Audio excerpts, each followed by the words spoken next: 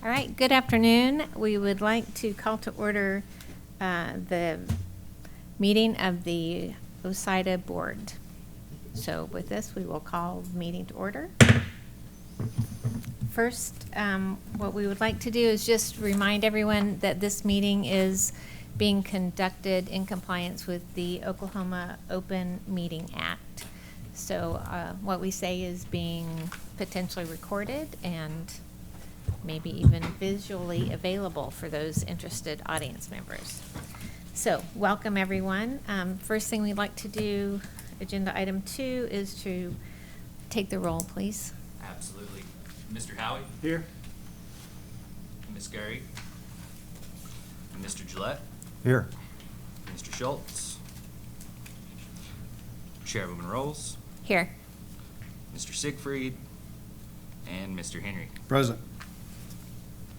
Great. All right. Agenda item number 3. In the absence of Deidre, who is our secretary and treasurer, I will go ahead and ask, the meeting minutes from December were corrected, and those were distributed via email, and also the January meeting minutes. I move we approve. Second. Good. Can you please take the vote? Mr. Howie? Aye. Mr. Gillette? Aye. Ms. Rolls? Aye. Mr. Henry? Yes. Okay. Moving on to item number 4, the treasurer's report.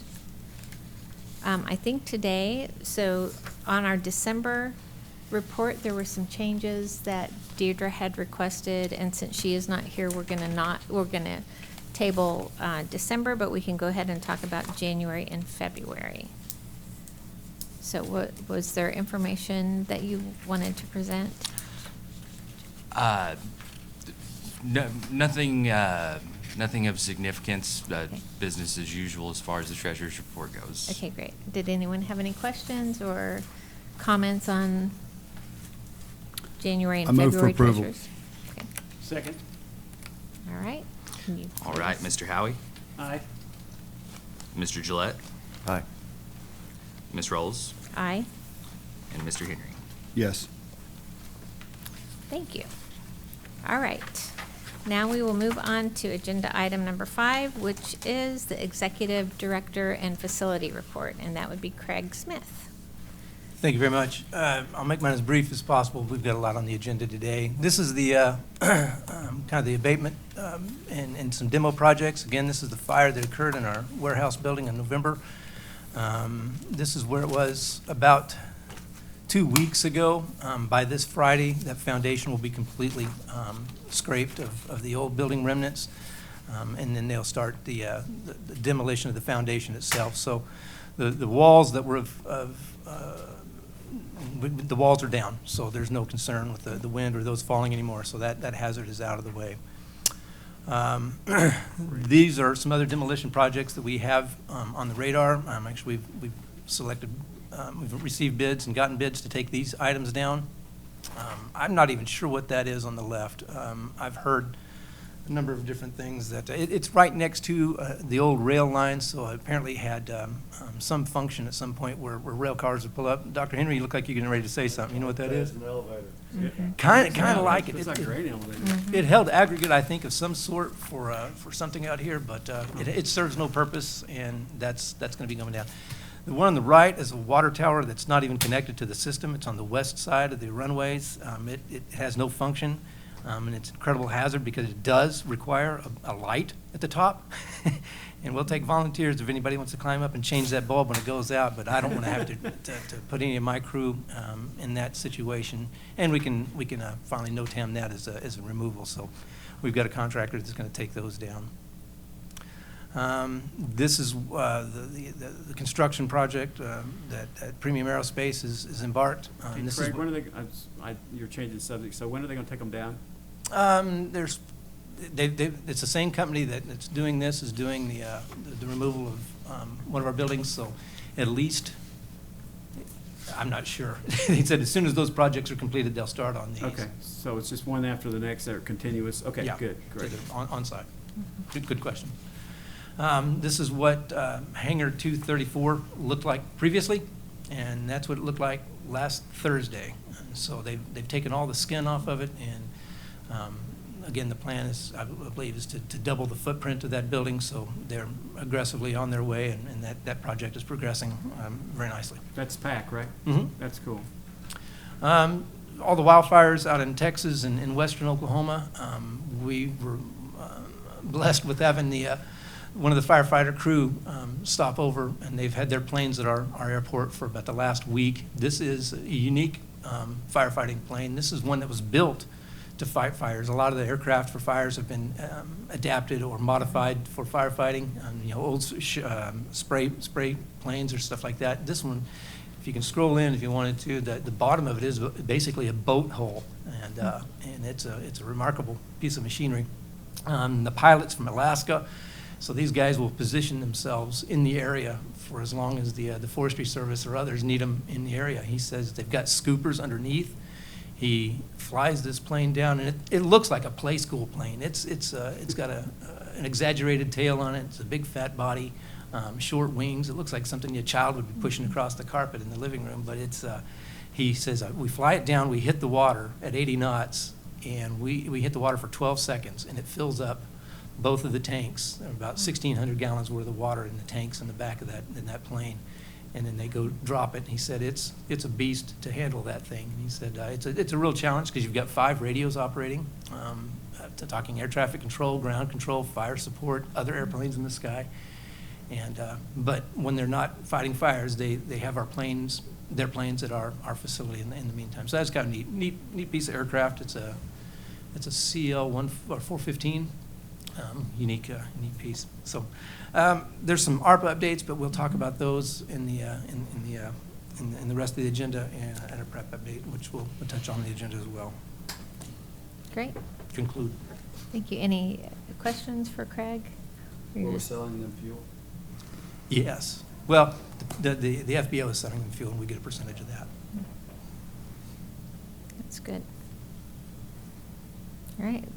Thank you very much for that information, Craig. I know there's a lot of great activity going on out there, really refurbishing and removing old buildings and making it look fresh. I could making keep it you here to about 4 this afternoon talking additionally about all the stuff we've functional. been able to I get know. done. It's very exciting. Awesome. Yeah, it's Okay. great. Okay, thank you. Then we will move on to agenda item number 6, Artemis Group Update. And I'll take over from here. Gabe had another meeting pop up and wasn't able to attend today.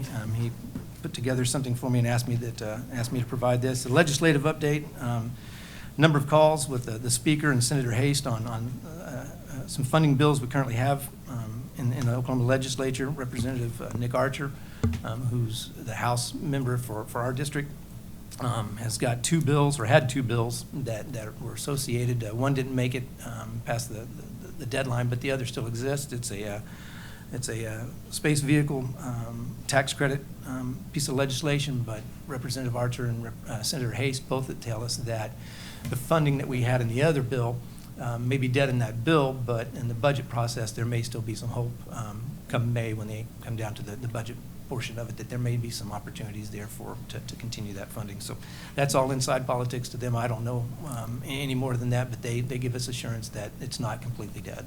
So there's an opportunity to get additional funding still through the process.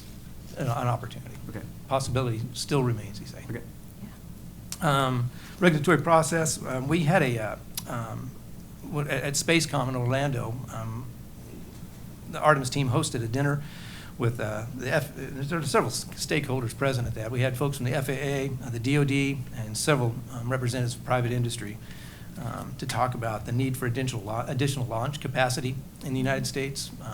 Our military partners do all their launches from the coasts.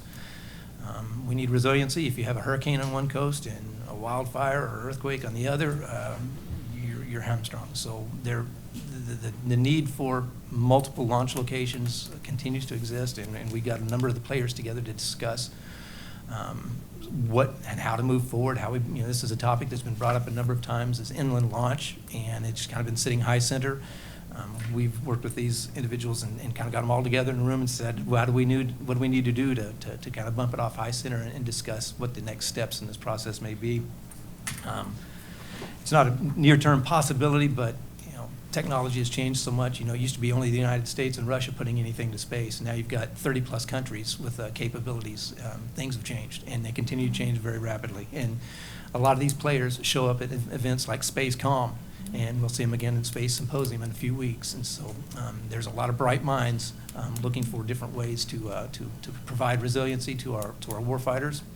And we actually had a follow-up phone call to include the Aerospace Corporation and the FAA to discuss how do we initiate a study on inland launch.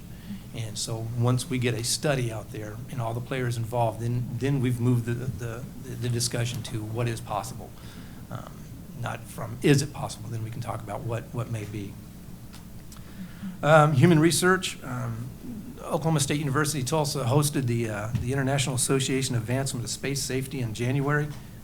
As a result of that, OSU has decided to move forward with the development of human research effort to support commercial human spaceflight.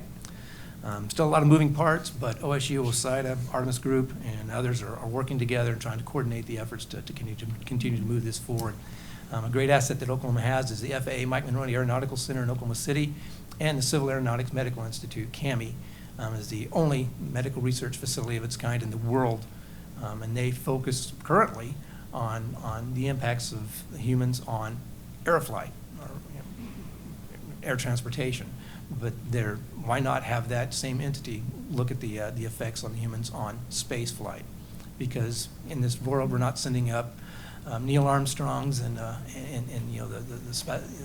$6 Million Man Steve Austin into space any longer. We're sending up William Shatner at 90 years old. So some discussions need to take place on what do space companies need to do, prepare those people for what happens to them when they go into space. And so those are discussions that we expect that would probably have some synergy in Oklahoma because of CAMI and because of the FAA Mike Monroney Aeronautical Center. So continue to work that effort. VARDA Aerospace successfully. This is a company that had a payload circling the Earth, waiting to come down, trying to find a place to come down. We talked with a number of entities, including the spaceport and some others, the Choctaw Nation down in southeast Oklahoma, about maybe having that as a return location. Ultimately, they opted for a place in Utah, but we've got these same players together along with the FAA and the commercial space to talk about what are some ways to bring things down that are still circulating out in space, have them return to Oklahoma. And so we're continuing to work that as an operator. And it's just as challenging it is to put things into space as to bring them back down. So a lot of discussion has to be had, but we're trying to move that ball forward on that play field. There's a company that is seeking their first U.S. location. They've submitted a proposal to Artemis and OSIDA for consideration. Their vehicle is capable of over 100 flights a year and could present research opportunities for research universities and private space companies. So they are looking for a foothold in the United States. It's an affordable opportunity that may, if we can find some other business uses for that capability and for that size payload, that might be something that we can look into. But we're certainly having discussions with them right now. Are there issues with respect to inland launch that could get in the way of that, or? They're horizontal launch and recovery, right? Mm-hmm. Yeah, they're looking at theirs would take off like a plane and land like a plane. The payload on it is pretty small, so it's just items and experiments that they would be taken to low Earth orbit to get a short-term weightlessness, and then be able to return, and hopefully the experiment will be accomplished in that period of time. That's why it's a limited number of commercial uses, and so we're trying to identify how many companies would be able to utilize something that has that limited exposure and if that is that a product that we might be able to market here in Oklahoma and utilize. It's a rocket plane, so it takes off, then it uses expended its fuel, and then it becomes a glider and comes back. Okay. You had, So the answer is no. ask me the question once again. Are there any issues with respect to inland launch with that operation? Absolutely. Anything that's coming back into the atmosphere after being at that height. Not so much as something that's gone into space, because this has a little more ability. It'd be landing like a plane, and it's not going completely into space. So, Craig, I thought we were licensed for horizontal launch and recovery, all right. All right. and that's what they intend to do, correct? Yeah. But Okay. And- the and vehicle I- would still have to get certified. So if we were able to have vertical launch, an inland launch, then I'm assuming we would somehow configure our facility in such a way to accommodate both a vertical and horizontal. All discussions that we need to have, and a lot of that's going to be specific to the vehicle. But having the license is the first step, and that's something that not many places have. So we've got our foot in the door with having the license and that capability. Then we work with the FAA and the other regulators to say, all right, this vehicle in this configuration will work at this facility. So there's still a number of steps that have to take place, but we're further down the road than a lot. Microgravity research, that's another opportunity for Oklahoma as well, having the research components down the street here at OMRF, OU Medicine, Presbyterian Health. They do a lot of research, but it's all Earth-based and gravity-affected. There's a lot of breakthroughs that they know can take place by working in microgravity, where they can grow components without the effect of gravity. When they put all the ingredients together, anything on Earth is going to end up like a pancake. But they can do stuff in microgravity that will allow it to form in a three-dimensional shape. And once it's in that, I'm not a scientist, but I'll try to talk this as basic as I can and understand. Once they got that component in that shape, or that batch in that shape, then they can bring it down, and the structure's already built. So it has a potential to survive and maintain in that capacity. So the other important part of it is, once it gets here on the Earth, is to quickly get it to the research facility so that they can take it and utilize it for their purposes. So we have the advantage that we're a little over an hour away from that. So if we can set it up so that we can land somewhere in Oklahoma, preferably at the spaceport, and get it to the research components here in the city or wherever it may be in the state, that provides an opportunity and an advantage for the state as well. So we're looking at the big picture of what is capable. It's not just items going into space. It can be pharmaceuticals. It can be ligaments. It can be any number of other things that they can make in space and then bring them back down here. And then high volume manufacturing. This is multiple companies are very interested in expanding their operations into Oklahoma. We're working with a handful of them. We're going to be visiting with a number of them at Space Symposium in April. We've got a breakfast set aside that we're going to put a lot of these players together. We're going to have the Lieutenant Governor there, and the Speaker of the House, and of course Mr. Bridenstine is going to provide the keynote address. That'll be our hook to get folks to attend the meeting, and then talk about and have some follow-up meetings with some of these key players to say, MRO capital of the world in Oklahoma. Here's some other capabilities that we can make a lot of different things and do a lot of different things in the state of Oklahoma. Let us show you how that can happen. And so some of these companies have already had meetings with some high-level leadership already in the state of Oklahoma. And so we're going to continue to touch on that and touch hands with them again at Space Symposium. Okay. That's the Artemis update. Great. There are so many elements that are at play here in terms of working on how do we do inland launch and what will it require, and getting the players together, like at the dinner at Spacecom, and then also the meeting in Tulsa that was internationally attended and had Frank Lucas was there representing the space. Science and Technology This Committee. Science and Technology Committee, and yet also he's an Oklahoman. And so we have a lot of really, it's a multifaceted process, and it's all happening at a very sophisticated level. So I think that bodes so well for the spaceport and for the Oklahoma space industry in general. And having the Artemis Group and their focus is really bringing some of those pieces together. Absolutely, and I appreciate the color commentary on that, because it really is, there's a whole lot that takes place here, and for 20-plus years, this board is focused primarily on an asset out in southwest Oklahoma. We are the Space Industry Development Authority for the state of Oklahoma, so this is trying to attract the space ecosystem to other parts of Oklahoma. And I can tell you the Port of Catoosa and the navigational channel is going to be a player, and that certainly, you talk about foresight, 50, 60, 70 years ago when that was dug, who would have thought we would we had the capability to bring items up and down that and ship it to the Gulf of Mexico and to other places. So it's not just southeast or southwest Oklahoma where the focus is. It's statewide is the focus. And working with Oklahoma Department of Commerce on a number of these issues as well, kind of showing what the state of Oklahoma has and can bring to the table. Mm-hmm. Excellent. Thank you. Any follow-up question? Thank you very much, Craig.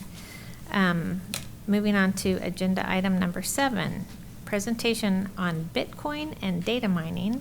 So we have Richard Jackson here with us, and your colleague Micah. Are you listening or participating as well? We'll be seeking making introductions. So Okay, perfect.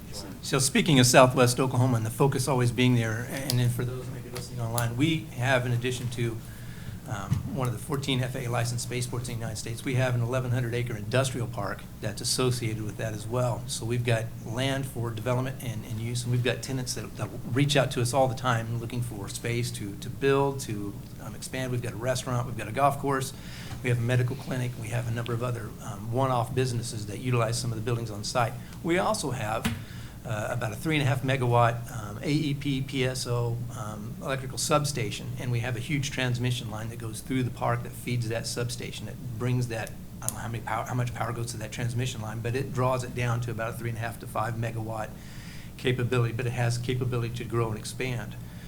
We've been approached a handful of times in the last probably 3 years by Bitcoin operations saying we'd like to locate there because of that expandability of that substation that's in your park.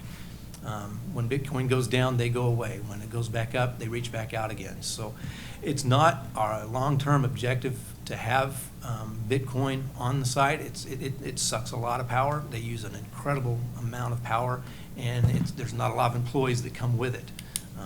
They have maybe 1 or 2 employees that come and switch out the servers or the fans and maintain it, but it's not providing a huge tax base for it. So I wanted to bring, and I met Richard at a conference yesterday. We got to talking about his background and capabilities, and I said, well, would you mind coming and speaking to the board? I know this is incredibly off topic for space, but for the industrial park, I thought that it would be a good opportunity for us to hear what and hear about Bitcoin and data mining operations and what may be possible. So, Richard. Excellent. Yes. Madam Chair, members of the board, thank you for the opportunity to speak to you. Talking with Director Smith yesterday, effectively what we're here to communicate is if the authority or the board is considering strategic expansion of capacity, particularly as it relates to electrical utilities, the digital asset industry can step in as a year-one flexible consumer for that power, so there doesn't have to be a question of, do we build capacity hoping to attract more permanent tenants, or do we wait until we have a more permanent space-oriented or industrial park-oriented consumer of the utility that we're seeking to expand before we start the production on what would be infrastructure. What digital asset industry allows this body to do is effectively say we can look at a strategic year-one economic viability question, particularly as it relates to electrical utilities, and digital assets, the industry can play that flexible consumer, and that's why I brought along 2 colleagues with me.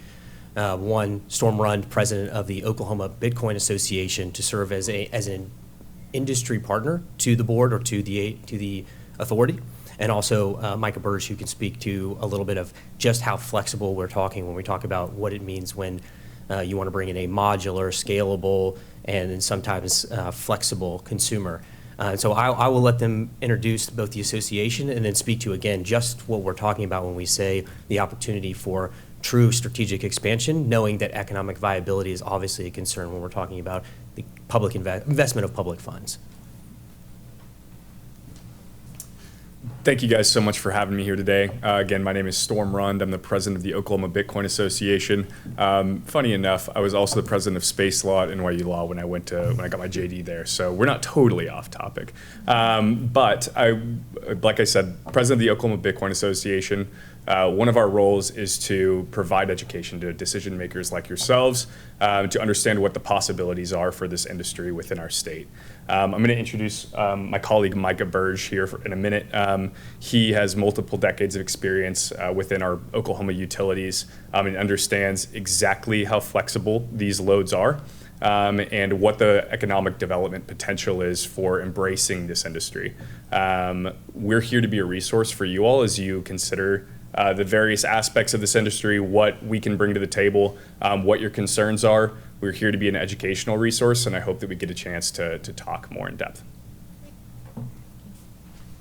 Thank you. So as Storm mentioned, I worked for Public Service Company of Oklahoma for 22 years. I probably worked on some of the spaceport development early on, but really and truly, I would love to hear your questions as it relates here, but I'll just throw this out there that the Bitcoin mining industry has the ability to scale up or down at a rate that utility companies have never seen in their entire existence. From the beginning of electricity and distribution, this is a game changer for their industry. So we certainly could site mines there to utilize that power to cost justify a rapid increase of that capacity. And then they also are flexible enough to where if there was a sudden need for that power to go someplace else, they can reduce their operation within seconds. But also if there's a longer term planned need for them to move around, these installations can be designed and operated very modularly. So they are not only growing and operating at a speed that no one has ever seen, but they're also flexible enough, or flexible to a scale that we've never seen either. So this is really on the scale of what you would think typical manufacturing, like a steel mill or something massive like that, but it's in a very small footprint, and if need be, can shut down instantaneously, and also within a reasonable time frame can pick up and relocate to the next strategic area. So could be deployed multiple locations, the same equipment could be redeployed, and again, cost justify the installation to where it takes the risk off the utilities back, similarly off of any ratepayers or citizens of the state of Oklahoma's back as well. So thanks for the opportunity, certainly do appreciate it. So what are we talking about in real, and what's going to be out there? Are you talking about a structure that has to be built and? So most of the mines, especially if we're thinking that this would be somewhat temporary in nature, are built modularly, so they're fit within what resembles a shipping container. Okay. 8 foot by 40 foot. But now there are ancillary pieces of equipment. We obviously have to have power transformers and switches and things like that. But far and away, it's And then it's a shipping a bunch of container. servers inside the Connex? That's right. You bring your own transformers? We certainly would. We don't have to. I mean, if the utility was interested in providing them, that works. But our industry is probably better suited to deploy that type of capacity faster than the utilities are. So would that be a certain coin, or is it?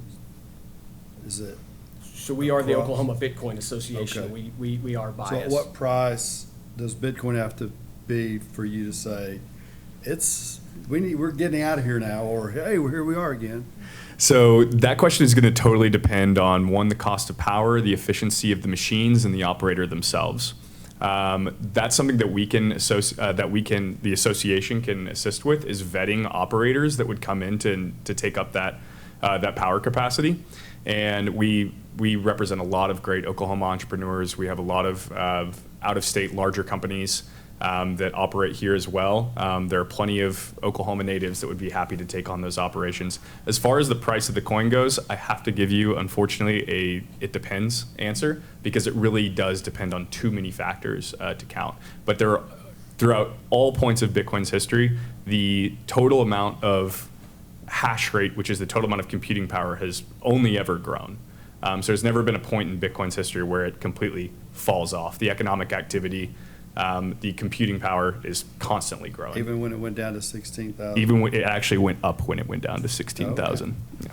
And there's no better time to build. I mean, that means that those operators built with revenue models that are at potentially the worst case scenario. So anything above that, they're operating very much so in the black. So to what Storm said, the state of Oklahoma, we grew our computing capacity during the downturn in the market. You said that without public, I forgot your exact words, but in other words, public dollars to do something. So if we said yes, so what's our share of doing this? We could structure it any number of different ways. My comments were with respect to if you're going to ask AEP to upgrade those electrical facilities or increase your capacity. Typically, they would look for a long-term contract with the landowner to backstop whatever they're going to invest. We would assume that risk, or the miner that we brought in would assume that risk. Okay. Increasing capacity increases cost of maintenance. Yeah. Transformers here powered Right. and not used, I that's was thinking of the expensive. cost to install all this equipment. And just to keep them. Yeah. You can't, because, everything else besides electricity, it's like, well, we need to increase capacity in case we grow. But the electricity It's charges not you cheap. rent, yeah. Yeah. And so I think to foot stomp or to emphasize what Mike and Storm have presented is that the digital asset industry, because it can be so power consumptive and can be so flexible, is that there are strategic objectives to expand spaceport capacity, is that the digital asset industry can step in as a year one or even year zero participant who says we will be willing to make the investments, again, very flexible as they've discussed. And then also you have now an industry association willing to help the board the authority as well as the board. Additionally, a newly appointed Deputy Attorney General for digital assets, so where they can de-risk the business decisions, I can help you de-risk the regulatory and legal decisions. Okay. And so this is, again, something that I wanted to present to the board and to the authority, that we have a very sophisticated industry willing to help you with any questions that you might have. So, Craig, have you looked at citing this stuff away from the current activities? Right, so we were approached about a year and a half ago, 2 years ago, by a company. We had identified a space just north of the golf course that was going to be near the airfield, because these do make noise. You have cooling fans on them all the time. I've got a recording on my phone of when I visited here in the city. It's constant buzz. So this was a location that we thought, well, it's out of the way. The tenant was willing to make the investment to run the line down there and pay PSO to run the line. They're going to make all the investment on that. They disappeared, went off the table when the Bitcoin went down. They came back again now, and so there's some space right next to our substation on the site that's probably not attractive to a lot of tenants. Okay. Super excited this tenant would be to locate right next to it. And actually, they wanted to build out and expand to a 40 megawatt. Again, ours is 3.5. They wanted to build on their own dime a 40 megawatt at some point in phase 2. So it'd be right next to, and it'd be, the concern would probably be for the community, because these fans are constantly on. 364 days of the year, the wind is blowing out and burns flat, so it's you probably wouldn't hear it, but on some quiet, still summer night, who knows what it may impact. So there's a lot of, and I'll let these gentlemen touch on that, but we've got some spaces that we could look at for their location. So let me ask our attorney something. So does this violate anything that we are set out to do?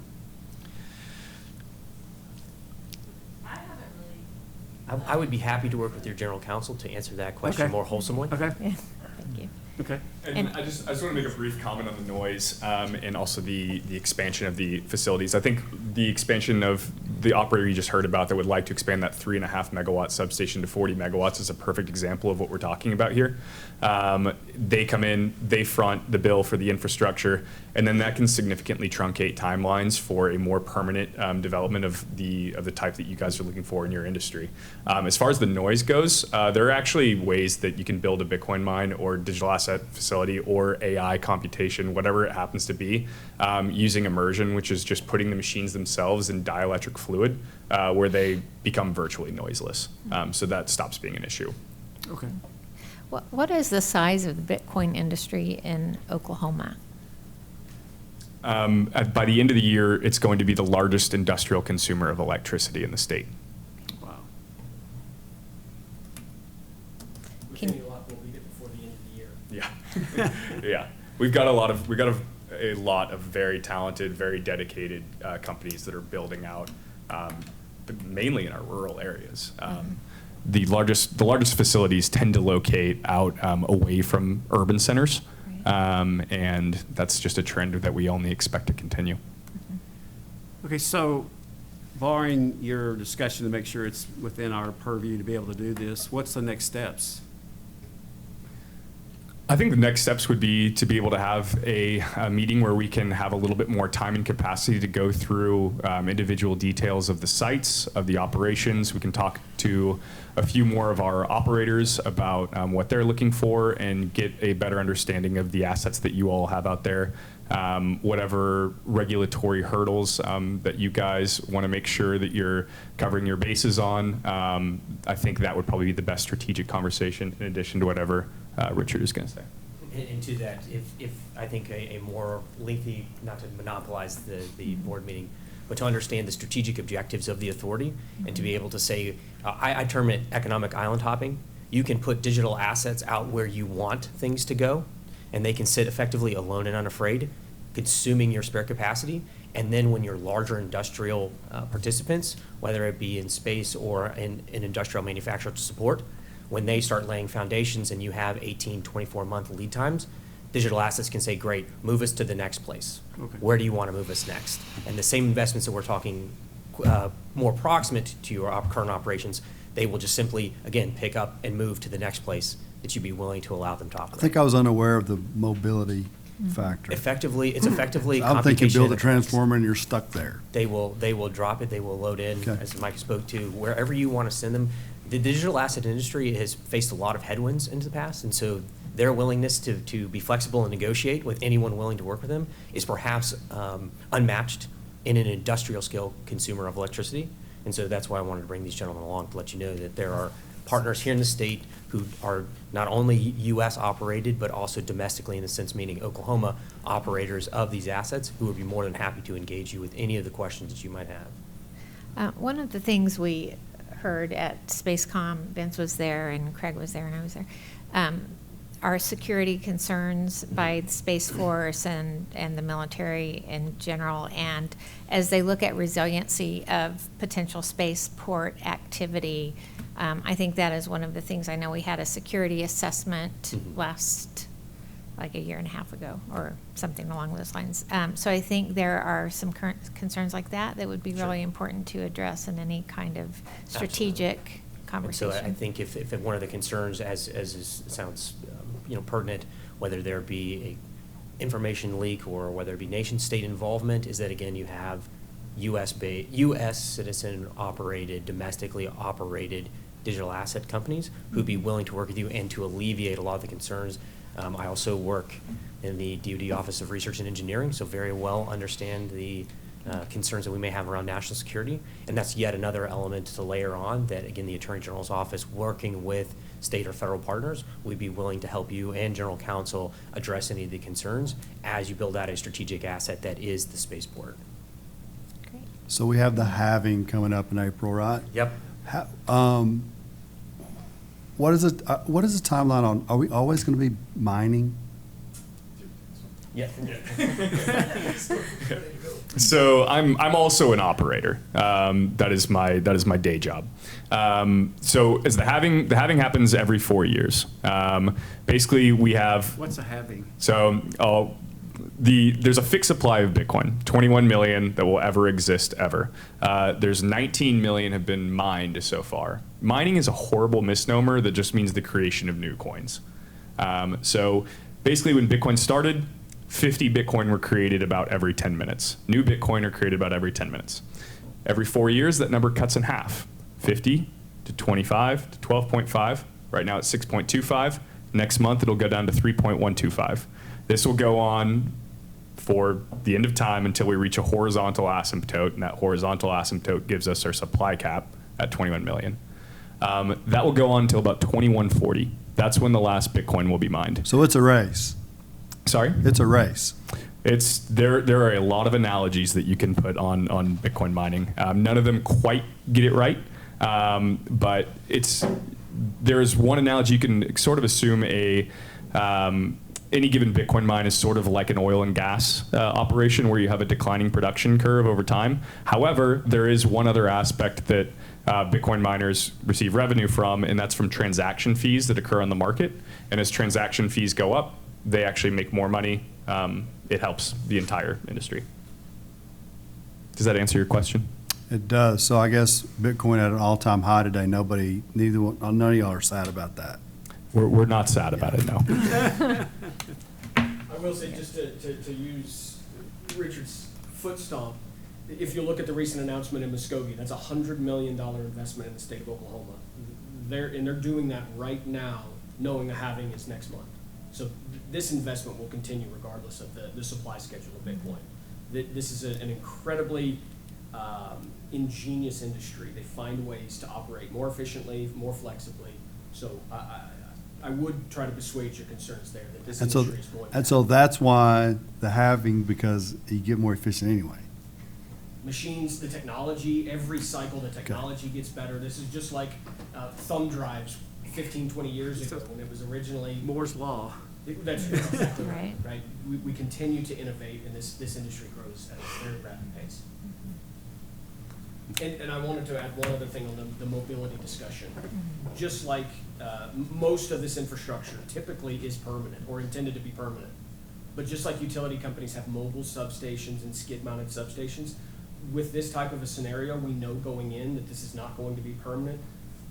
The operators that we would bring for consideration would know that, and their designs would be built, or they would be drafted with that in mind. So I would expect to see skid-mounted equipment or mobile equipment that could be picked up and relocated. So I do think Muskogee is by no means a mobile installation. That is a permanent installation that will be there for a long time. But if that's a requirement, we can certainly work with it. Hold on. Thank you. Thank you Sounds all. good. Thank you very much. Appreciate We have a lot to learn and a lot to think about. Yeah. Bet you didn't know you were going to learn about that when you got up this morning. I'm still trying to wrap my head around it. But I got it now. Very, very serendipitous that I'd run into him when we were being approached by this. So I appreciate your willingness to be here at the meeting today, gentlemen. So then are you going to take an action to do the next step? I just didn't want to have to Are you guys going to get explain. together and talk about whether we can even do this or not? Okay, thank you. Yeah, I just don't want to have to explain this 7 different times, and so I thought it'd be an opportunity for everybody to be here at once to hear it, and then right across the street. Very good. Thank you very much. Okay. Let's move on to agenda item number 8, the contract for high-speed internet. So I know, Craig, you've been working to get installation, and you can tell us about that process. Absolutely. This is related to the ARPA funding that we have. Of course, the $4 million for water and wastewater, and then we've also received a $250,000 portion of that for high-speed internet expansion and development in the air park. We've worked on this issue for when we got the notice for the ARPA money in September of 2022, and so since that time, like the day after, we reached out. A new agency was stood up in the state of Oklahoma, the Oklahoma Broadband Authority. So we immediately reached out when that was stood up to visit with them. How do we implement this? What do we do? We reached out to OMES, we reached out to the Attorney General's office, we reached out to a handful of other entities and the federal government to talk about what is possible here. And JW has been at the tip of the spear on this and seeking this information out. So I'll turn it over to Jay for him to. Yeah. Absolutely. Eric, if you can hear me, would you please load the PowerPoint slide?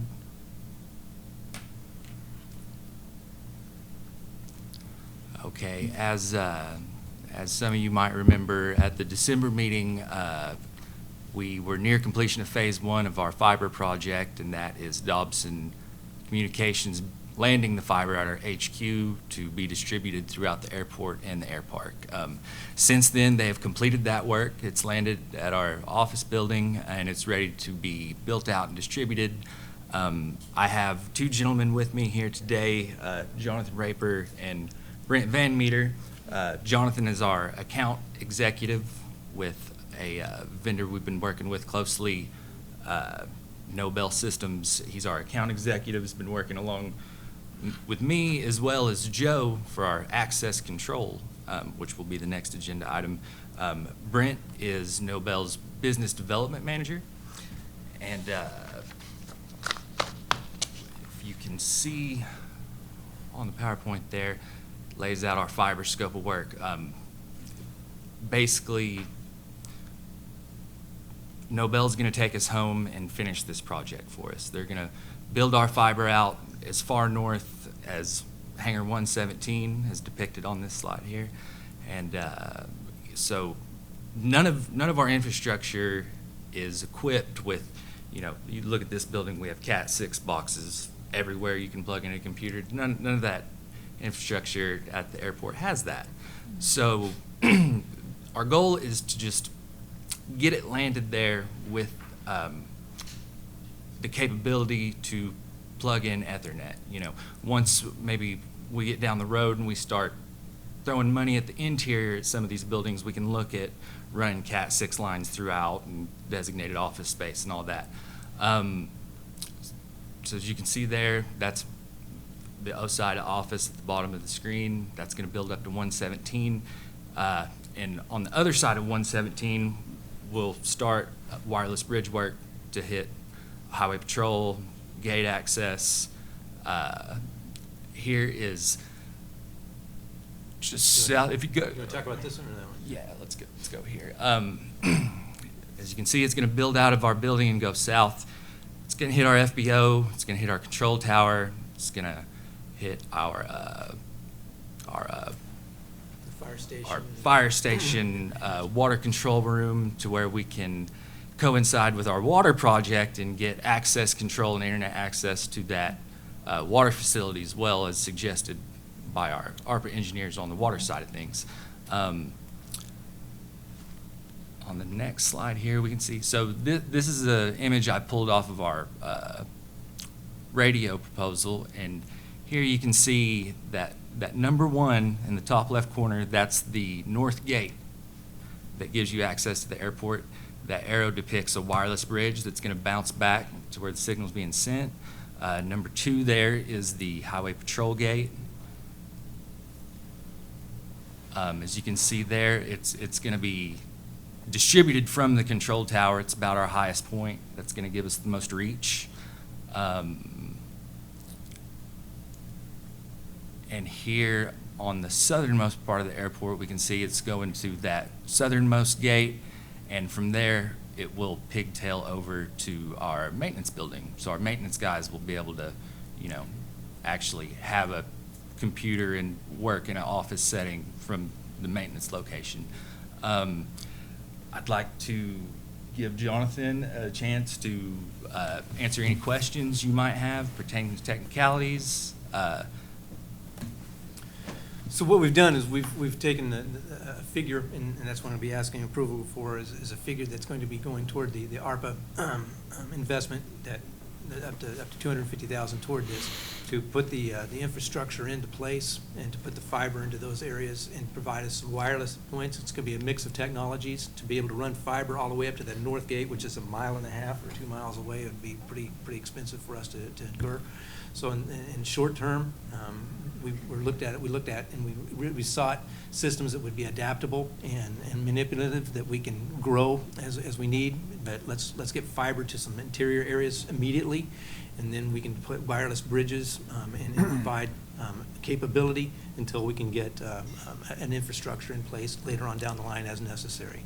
So the first contract will be to Noble Systems to put that infrastructure into place, and then we also have another agenda item talking about some additional equipment and some other things that we'll add to that. Absolutely. I think it's worth mentioning that, our grant management team from the state, we've kept them up to date biweekly, exactly what we're doing, what we're talking about. They've given us the thumbs up on it.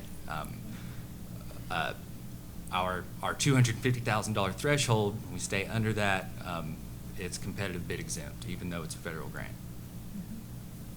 But we went ahead and reached out to several. But anyway. yes, absolutely. And unfortunately, Joe couldn't be here with us today. He's out sick. But he's the one who has our bids and previous bids on access control stuff, which will be Another agenda item. hitting on the next agenda Yes. item. Can I capitalize on that? Can I ask a question before he leaves, though? This guy, for the Bitcoin Storm. guy? Storm. So what kind of fiber does the Bitcoin require? Starlink. Wow. Satellite. Not even wire. You can run a 100 megawatt data mine on the Starlink if you really wanted to. Maybe you might need two at that point, maybe a couple. But the latency that's required for those machines is hardly anything, which is another reason why you hear stories like national security stories in the Wall Street Journal that talk about how it's a risk to have a data center with this much computing power next door to it. This is unbelievably dumb computing power. It can only do one thing. Actually, the machines are called ASICs, which are called application-specific integrated circuits. Application-specific means it does one thing. It's the physical reality of the machine. They mine Bitcoin. There's nothing else they can do. Okay. Thank you. Yes. Now, Jonathan. Sorry. Go back to the fiber slide. Yeah, absolutely. Thank you guys for having us. Yeah. This is an exciting project we've kind of been working with you guys on for a while. The fiber, if you can go back to like the fiber map. So one thing that we kind of kept in mind when designing the layout for the fiber was, say at like Bird's equipment, actually at the OSIDA building, that's where the main fiber feed comes in from Dobson. We're putting in a managed firewall there, so security is obviously all of our concerns. So we're putting in a firewall that will basically be in front of everything going out to all of these buildings. The good thing about that is there's something called VLANs. We can separate networks, so that way obviously the OSIDA building needs to be secure, separate, and on its own network. The maintenance building down here, they need Wi-Fi and simple computing. We can put them on their own network.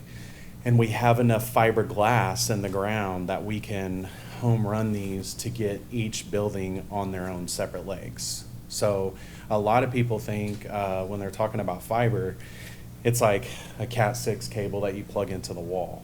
Yeah, that's one cable that gets you from point A to point B. Fiber has several different pieces of glass in it. And so we pull back pairs to give to this guy and pull back pairs to give to this guy and so on and so forth. So you guys are going to have a longevity of infrastructure in place for years and years to come. Everything will kind of coincide. So the access control system is all premise-based. It's not in the cloud, so it's more secure. It's behind the firewall. And it'll be locked down with passwords and security and things like that. It also keeps track of logs, people coming and going and stuff like that. And we can get into that whenever he pulls up the access control. But the fiber infrastructure, so and the network is each one of those buildings or the gates, they all have an access control system, and they all have to go back to the server some way. So they're going to do that through the fiber infrastructure.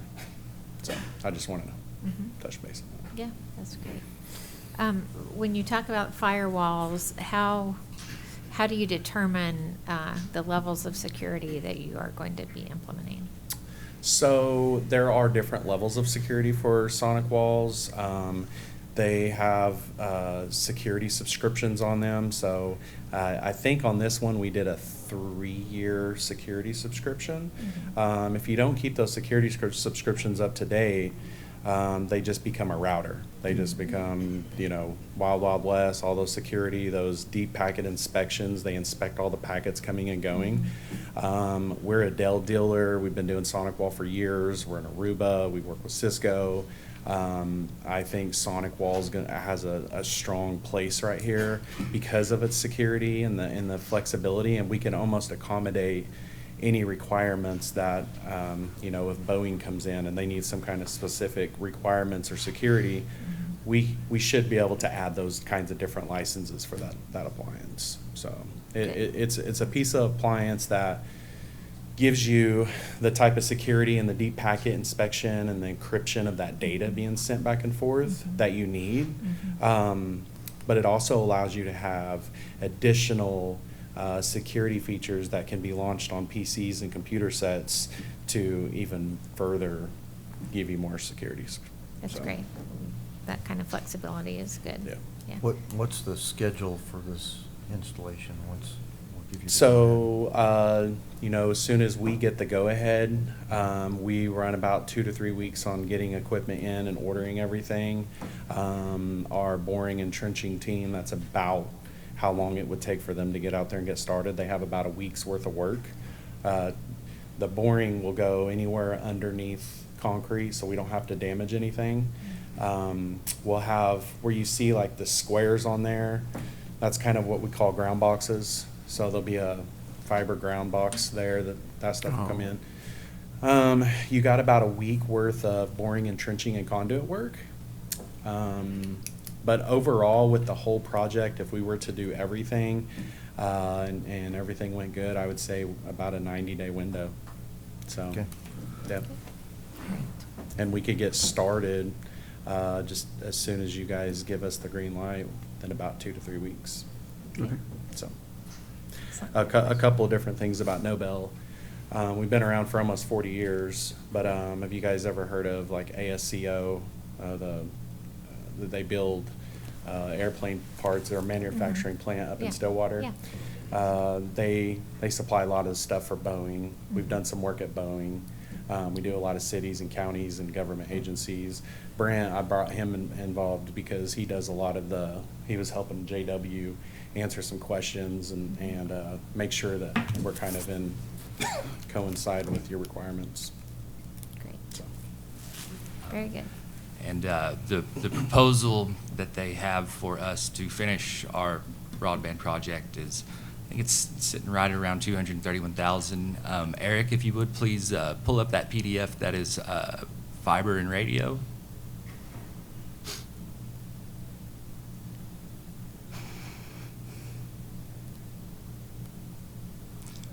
Okay, now this is Nobel's offer to us to sign and give them the green light to complete this project. If Jonathan wants to touch anything on this proposal as far as. Yeah, so this isn't just a run fiber and conduit proposal. There's actually a lot involved in here. This is your firewall. This is installing 4 metal posts at the gate. Because we have to have outdoor NEMA boxes to house the equipment at the gate to protect it and things like that. This is electrical work to get us power from that box, our outdoor box on the poles, over to the gate controller. This is the radios that were going to be required for the gates to get that internet signal, because as I stated about the access control, we have to get that stuff on the network for you guys to manage and control and do all your reporting and give people access. So PAC that is out there, they're utilizing us to do their cameras, access control, some fiber work, and cable, both of those hangers out there as well. And so they are going to utilize the same exact access control system as well. And we're doing a little bit of fiber work between the 2 hangars. But I bring that up because although they're 2 completely separate systems, one thing that I was telling Joe the other day that I think he really liked was the access cards. you can program those in as many as different systems that, you're allowed to. So if you guys only wanted to give PAC access to a couple of gates, certain amount during a certain set of hours, you can do that. They can use that same card on their system to give them access for any other kind of different. So it's basically like your key, your physical key to your house. You either have access to it whenever you want to open it up, and you can take it somewhere else and use it too if it's keyed the same. So. Get flexibility. So this is ready to go. It's been bid and all that, and we're ready to lock and load. Have we had- Exactly. Have This we is had a- the legal review? But this, yeah, we went through OMES and Attorney General's office and Guide House, all the ones playing with us, and say, look, what is capable here, what is possible here.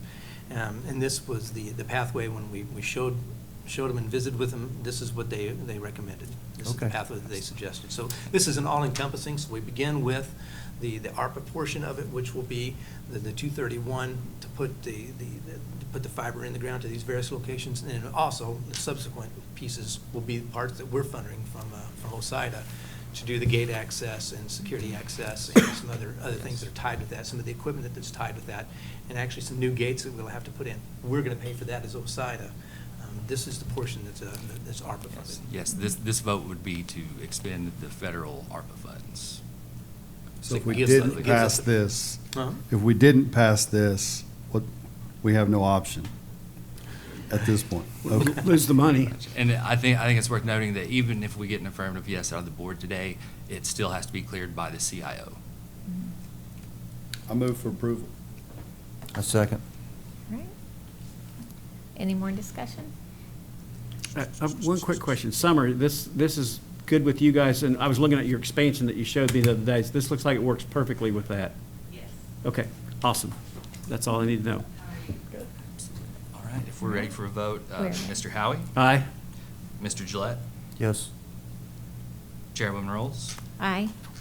and Mr. Henry. Yes. Very good. Thank you. Thank you very much. Good job, It's guys. very exciting. Okay, moving on to agenda item number 9, contract for electronic security access control. Now, this, Jonathan touched on our access control just a moment ago.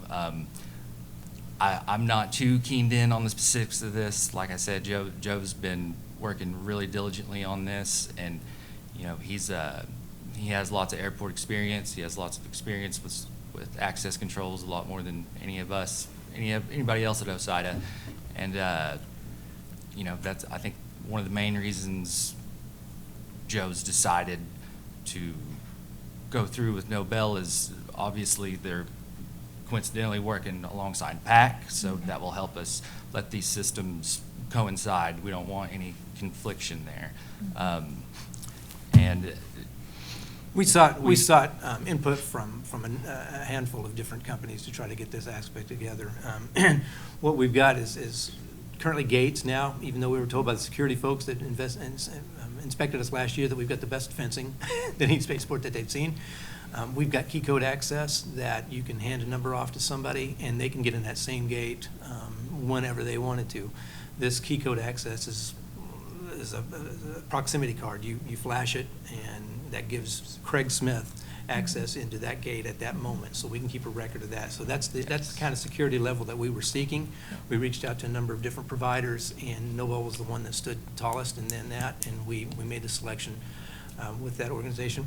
The money that we're going to be spending with them, and there's a couple of different aspects to it, come under the $50,000 threshold, but I wanted to shine as much light on this process as possible because we just spent $236 with them to bring the ARPA here.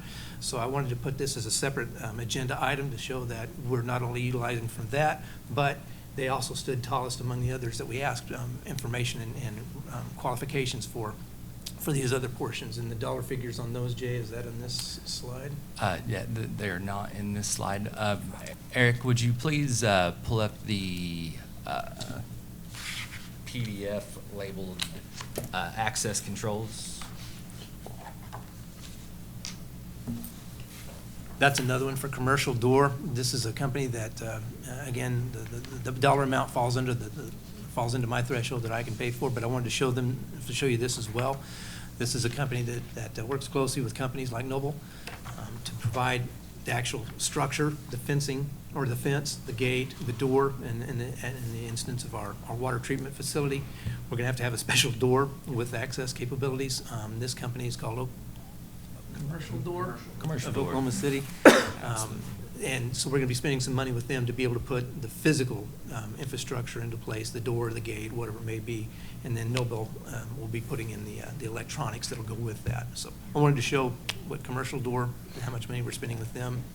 Can you, Eric, is he all right? Eric, yes. Eric, could you enlarge that a little bit because it's really difficult to see the numbers? Yeah, a lot of the gates that Joe had wanted to put access control on, they were just chain link gates that were dispensing.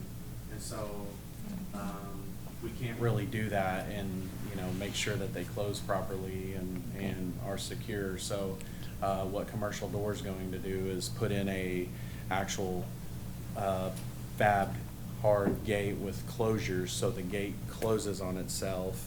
And then what we'll do is come back and run the wire and stuff to the gate. That's part of our access control bid, is to run the wire to the gate, put in the readers and all that stuff, and tie into the gate. So Great. Very good. Thank Even you, though we're in Eric. southwest Oklahoma and we don't shut the gate, cows get out. You fine with that? Yeah, Or they get in, which would be worse on the runway. Right. Eric, there should be another PDF labeled cameras and access control, if you would, please, sir. Does this require an action today?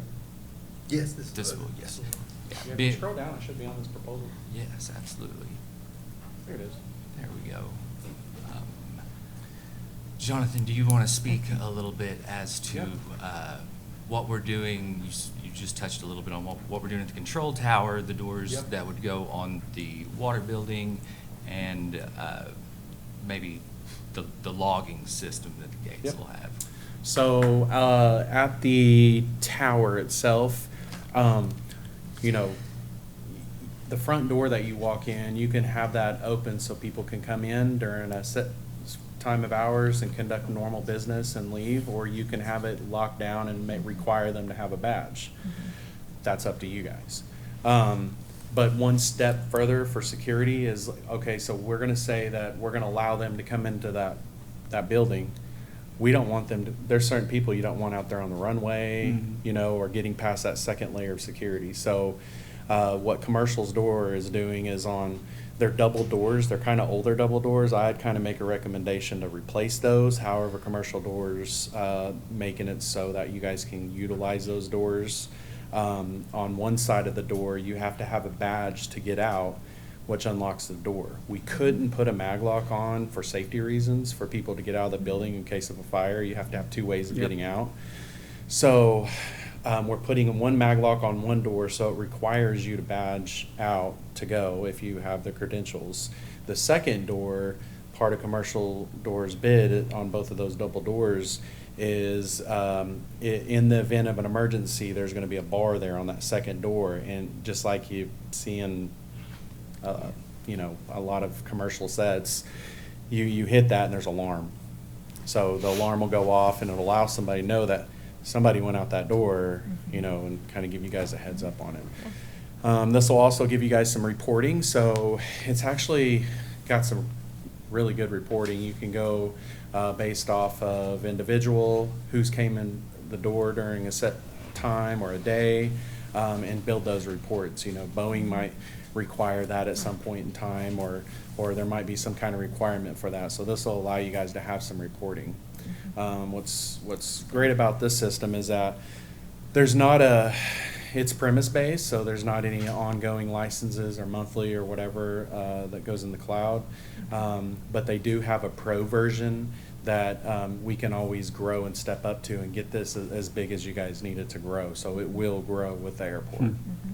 So who will manage this for OSIDA in terms of granting access, giving the cards? Is that something Joe or? Yeah. Something that Joe would probably undertake. Yeah. Yeah. And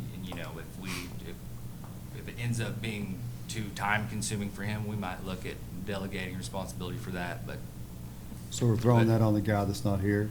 yes. That's how you do it. Yep. That's the way it It's like a works. tactics committee. So Yeah, Craig- and we can also offer managed services, you know, to help you guys, you know, if they have credentials or somebody that needs to be set up in the system, we can do that. But we can make it to where there's an administrator of the system and allows certain individuals, we can have multiple individuals, so, you know, if the four of you guys wanted to have access because you wanted to do programming on yourself, we can set up different credentials so that way we can see who did it. And you can do it remote.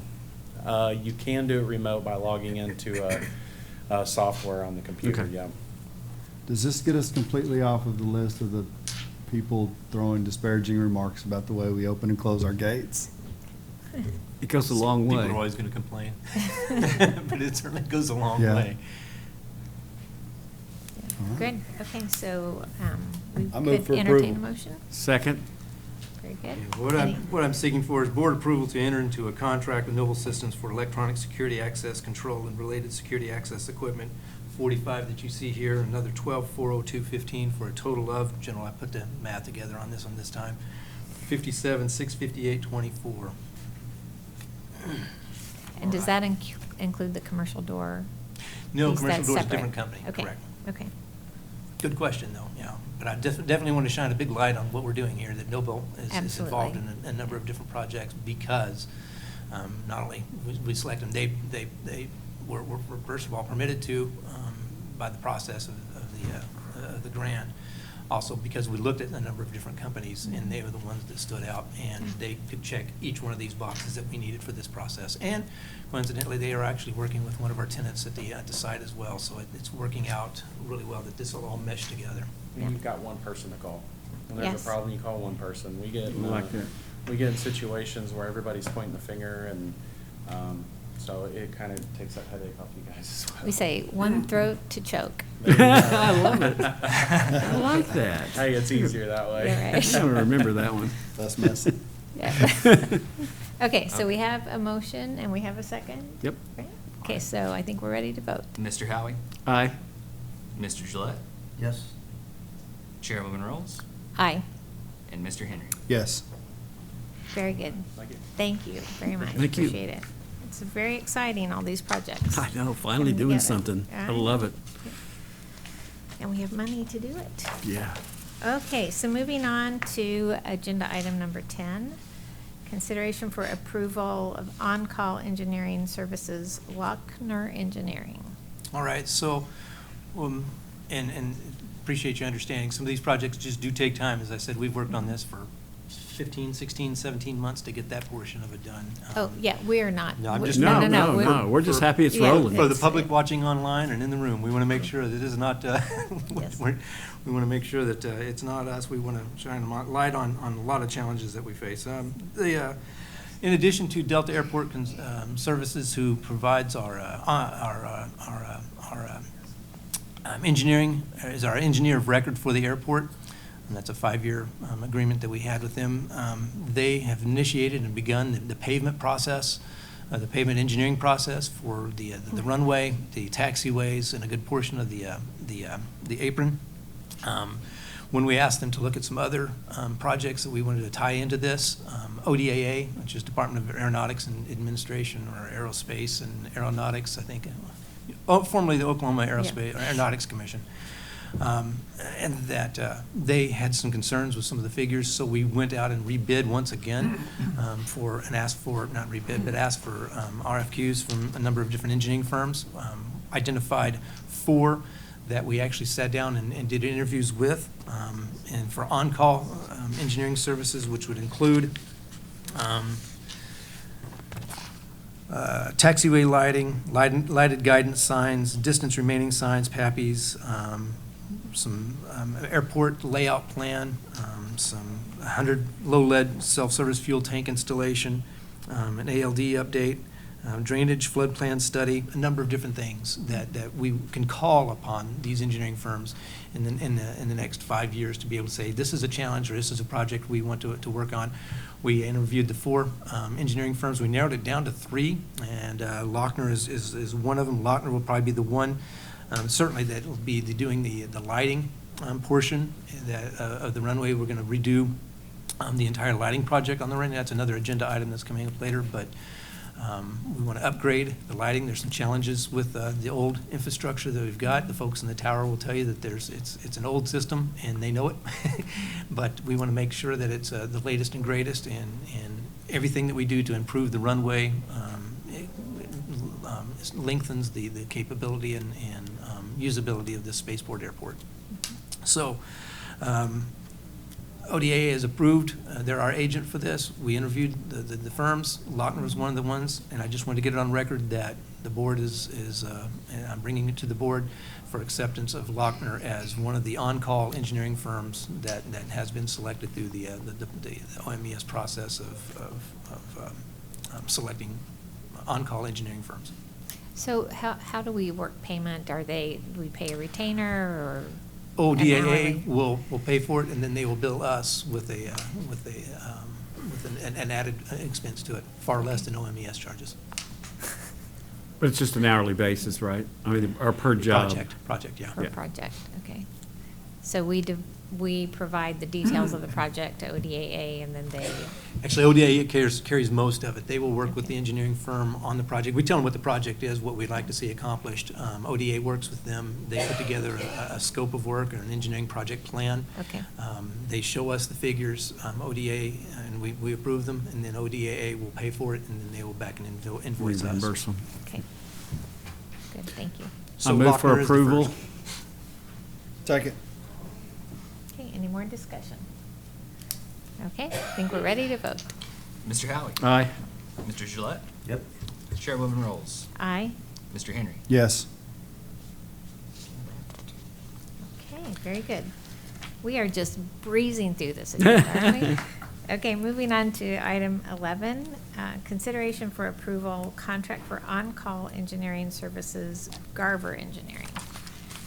Same thing, we just discussed. Garver would probably be the one that we'll call upon for at least design of a 100 low-lead self-service fuel tank installation. That's one of the things we want to be able to offer avgas at the facility. We've got Jet A through our current FBO provider, but to be able to get some more business, we want to be able to have some avgas capability as well.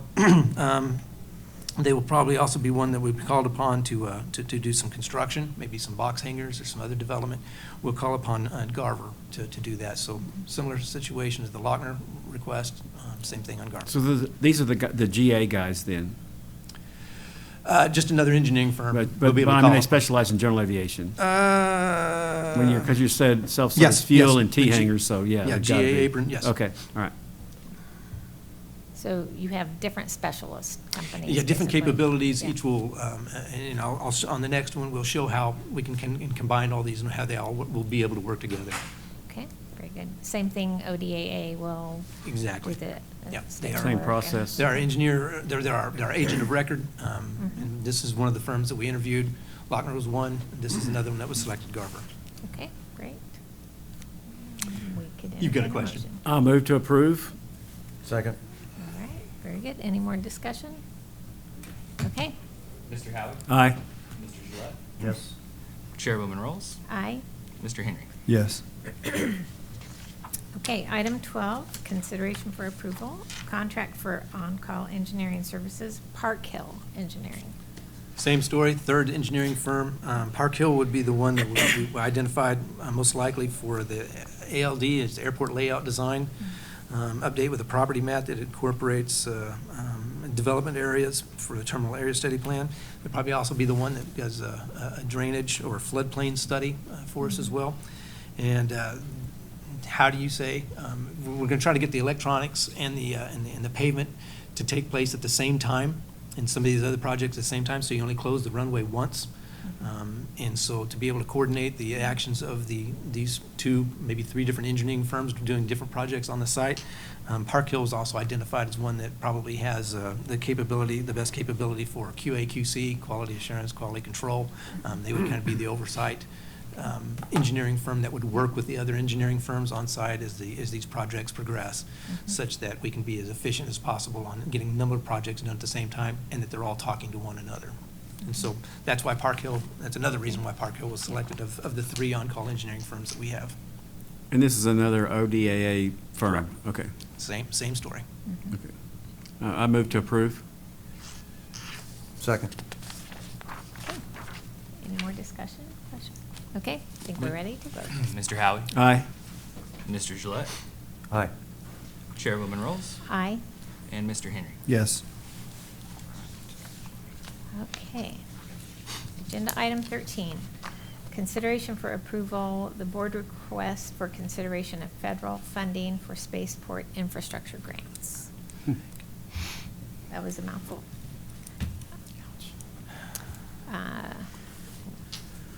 Craig, do you want to talk to that?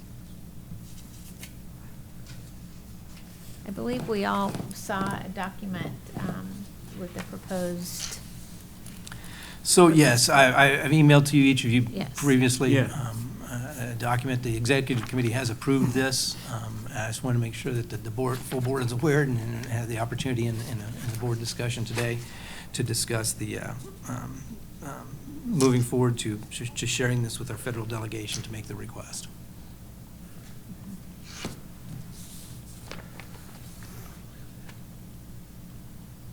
No, I thought this was a very good initiative for the state and for OSIDA.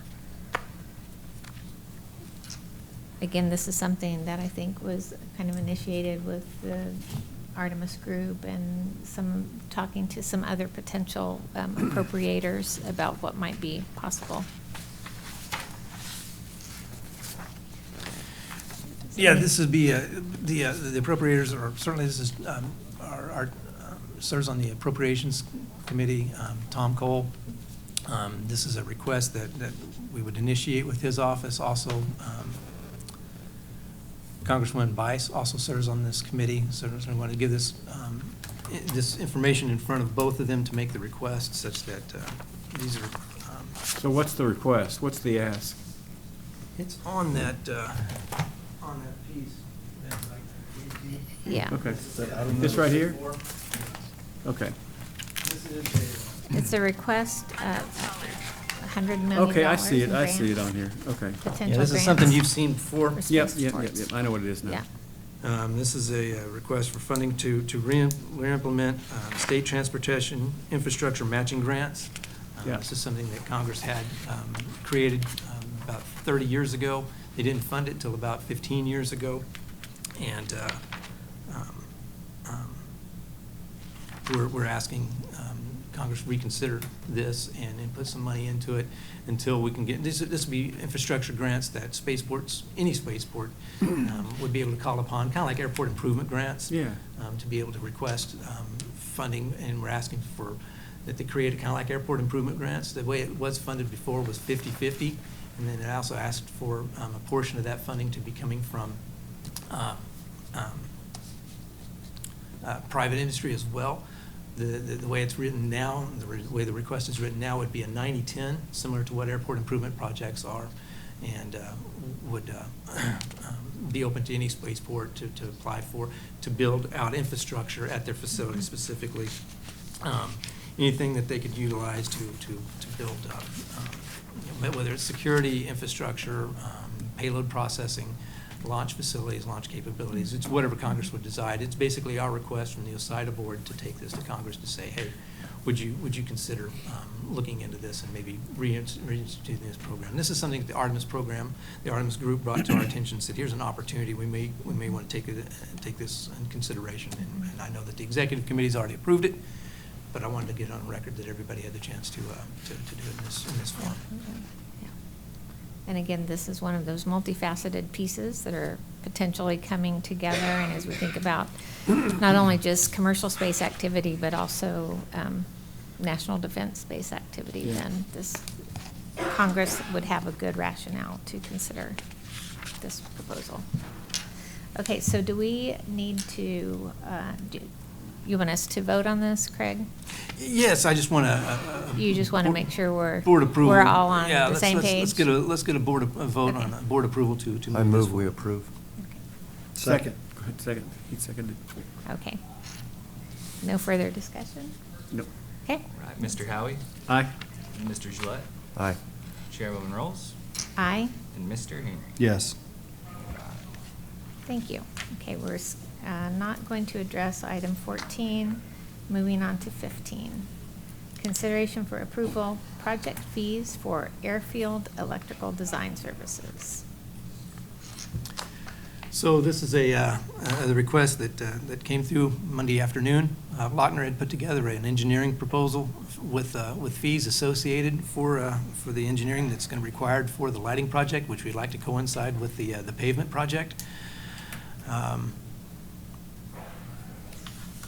It's not in your packet. I didn't print it out. Okay. I'm not prepared to address it today. They're Okay. going to be asking for $323,000 for engineering fees, but you don't have that information in front of you, Okay, so we can address it at our next meeting, or at the Okay. next earliest opportunity. or at our next earliest opportunity. Very good. Is that something, is this a pressing decision, Craig? Yeah. Time critical?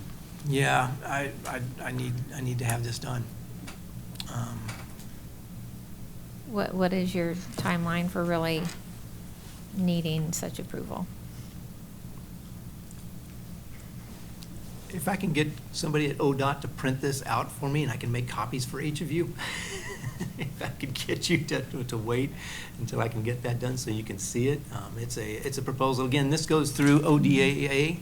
Again, they're our agent on this, so they are the ones bringing the figure to us to show us what's going to take place. This is the engineering that Lochner has said that this is what we will, what we need to do to be able to put the lighting infrastructure into place, and they will go this summer and then hire the contractors to put this bid proposal together. So this is a figure that ODAA, which would be acting as our agent, has brought to us and said is this figure, and they've already approved it. This is a figure that they came up with. So this is the step in between for us to approve what ODAA is going to have them do to bill us for.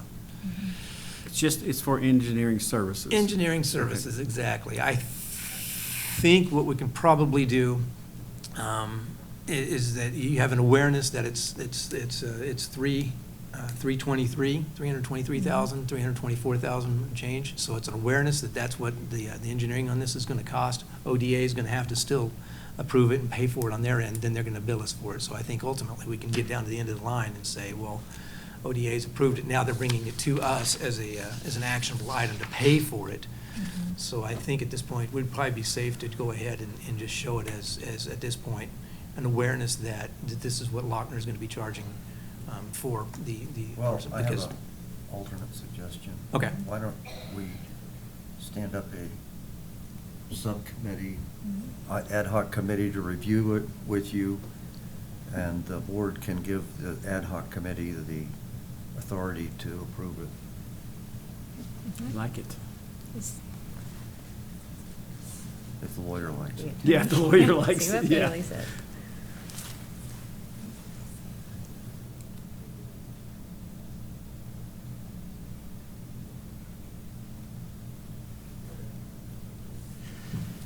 So it was suggested that we could perhaps move forward because it's not on the agenda written that way to create an ad hoc and to do that.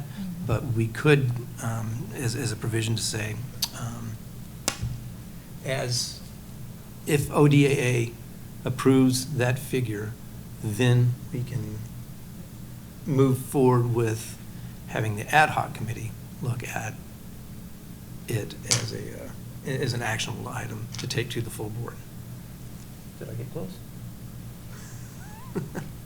But then if we take it to the full board, then you might as well do it at the next meeting, right? Yeah.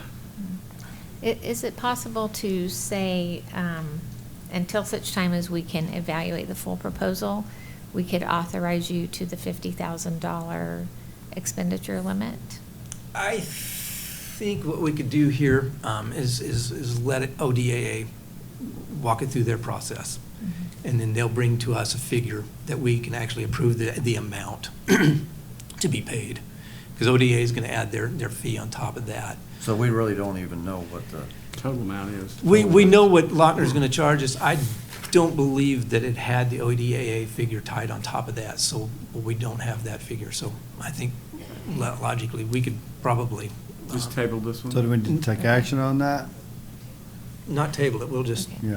Well, would you anticipate them doing any work that would need to be paid prior to our next board meeting?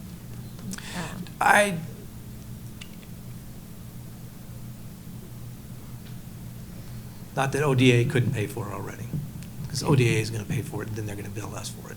Okay. With juice on it. Boy, I right? tell you what. Bailey, does that sound okay to you in terms of if ODAA approves it and if work is completed and ODAA pays for the work, then we could or could not approve the proposal? Yeah, leave it holding the Right. bag. Right. I think I've- tabling it would, it seems that would get you to the next meeting Yeah. to review whatever amount ODA has given.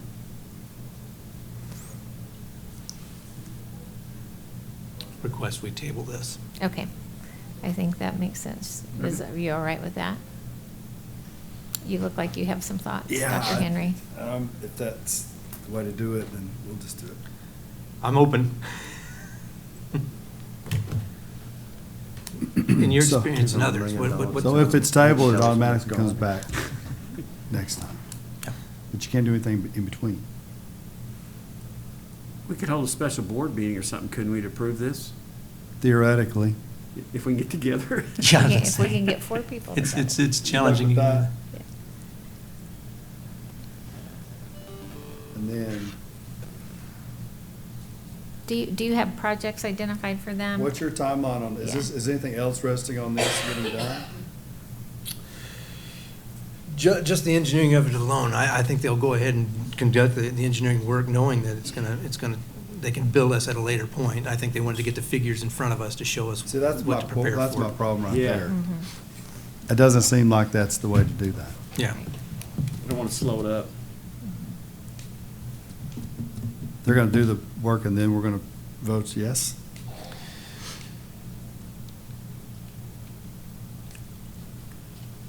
Or no. Right.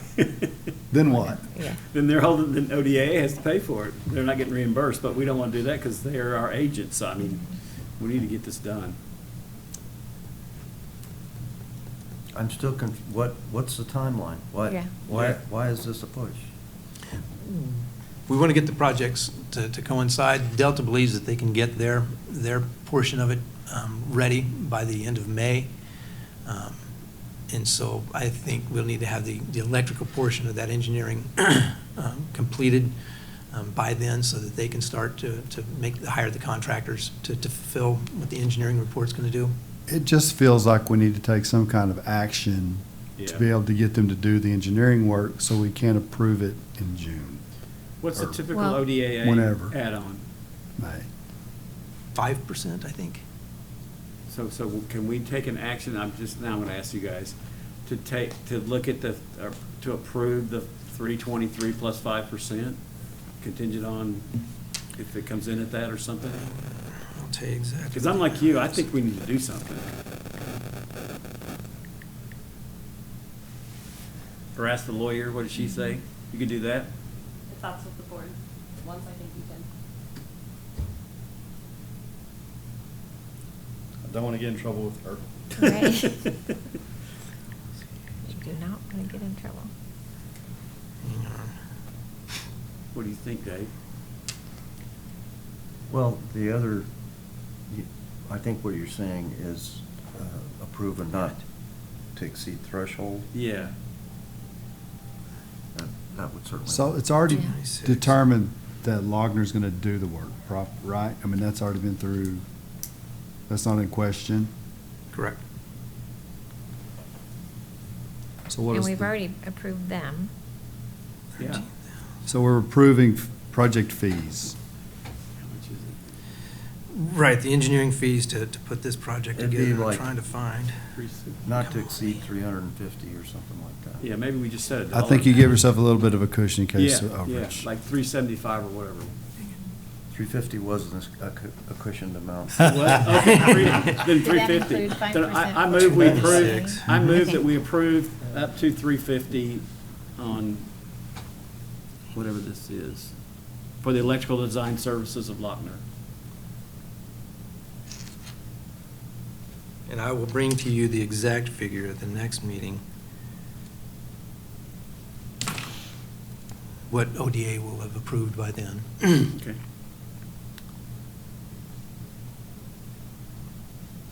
Okay, and then I that way, second if that. it's. Was that a motion? Yeah, that was a motion. I'll second that. Okay, and then, that way, if it is anything below that, then you have approval. If it's above that at our next board meeting, then Yeah, we'll don't need vote to on know it. that anyway, right? Yeah, we'll need Yeah. to know that anyway.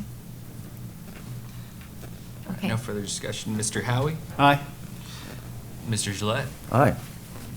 Chairwoman Rolls? Aye, And Mr. Henry? Yes. very good. All right, moving on to item 16. Does anyone have any new business, which would be any matter that was not known about or which could not have reasonably been foreseen 24 hours as of Monday or Tuesday at 1:30? Well, that's Not me. 9 days. Okay, well, with that, any board member comments? I have none. Nor do I. Nothing. Okay, very good. Well, my only comment would be, thank you very much, Craig and JW and Bailey, for all the work you're doing to move this stuff forward. I know there are a lot of pieces in motion, and it's great. Very good. Okay, so I'd entertain a motion to adjourn. So moved. Second? I'm trying to. All right, Mr. Howie? Aye. Mr. Gillette? Aye. Chairwoman Rolls? Aye. And Mr. Henry? No. You want to keep going? Well, I mean, we've done it all day, agreeing to each other, so I just gotta say no to that. Okay, well, Majority rule, we're done. motion Yeah. still Okay, so you have to passes, have- we're You adjourned. have to have a, what is it, what do you call it when everyone says yes? Yeah. A unanimous vote. Unanimous. Unanimous, yeah, that's it.